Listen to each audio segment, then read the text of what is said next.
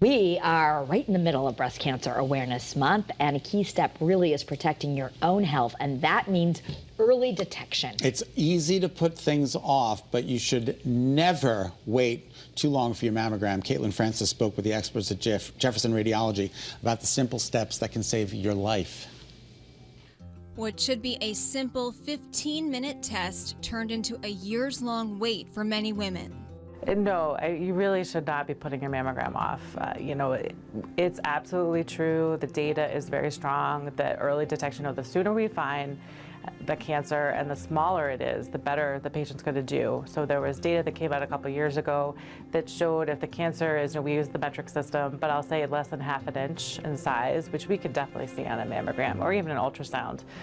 If that's the case, your chance of surviving that cancer at 5 years after your diagnosis is more than 95%. So it's critical. I mean, it's basically curable the smaller we can find it. But for many women, life-saving mammograms got put off because of the pandemic. Dr. Diana James says if you're one of those women, it's time to come back in. I would encourage anybody to come in and get a screening mammogram, and I think it gets super scary once you've put it off for the first year, maybe the second year, and it could be the third year at this point. Just got to do it. Most of the time it's still fine, and then you'll have that knowledge and you'll feel so much better if you just get that exam, get that good news that everything's fine, and you can go on with doing probably the other things on your to-do list as far as your health. Early detection is key. Self-checks at home, keeping a regular schedule, and of course, checking in with your primary care physician are all great ways to stay on top of your health. Jefferson Radiology is using technology that can also help. 3D mammography has, I don't want to say game changer, but I will. I mean, it's definitely changed what we do, especially for women with dense breast tissue. So at least 40% of women in general have dense breast tissue. So it's about half of women. It's extremely common. And the 3D mammogram has enabled us to kind of really look at the layers of the breast. So we can see inside. So if there's a cancer hiding inside there, or there's the secondary signs of a cancer inside the layers of tissue, we can now find that. They also started using artificial intelligence software as an electronic set of eyes to go through the hundreds of images from the 3D mammography. You can see Dr. James going through some of that here.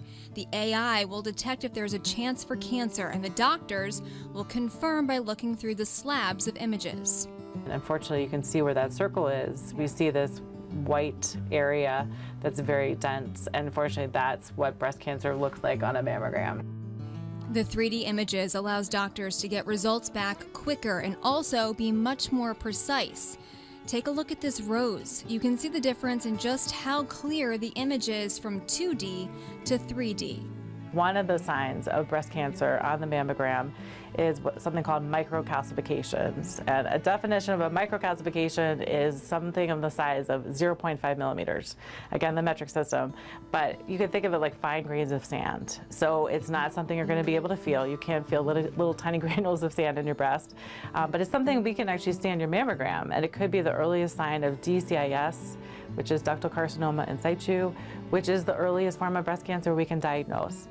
If you're genetically predisposed, doctors will invite you to join the monitoring system early and you'll be monitored more frequently. But typically, all women 40 and older should be getting their annual mammogram. Basically, you don't want to skip it.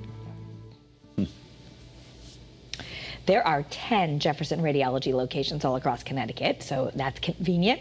For more information or to schedule an appointment, you can visit jeffersonradiology.com. You can also follow them on Facebook at Jefferson Radiology.